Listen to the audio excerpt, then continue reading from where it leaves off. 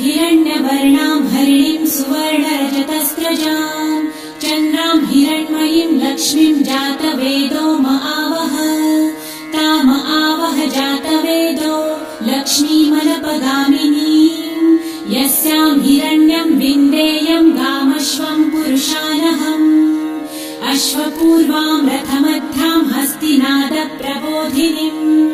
श्रियं देवीमुपह्वये श्रीर्मा देवी जुषताम् कासोस्मितां हिरण्यप्राकाराम् आर्द्रां ज्वलन्तीं तृप्तां तर्पयन्तीं पद्मे स्थितां पद्मवर्णां तामिहोपह्वये श्रियम् चन्द्रां प्रभासां यशसा ज्वलन्तीं श्रियं लोके देवजुष्टामुदारां तां पद्मिनीं शरणमहं प्रपद्ये लक्ष्मीर्मे नश्यतां त्वां वृणे आदित्यवर्णे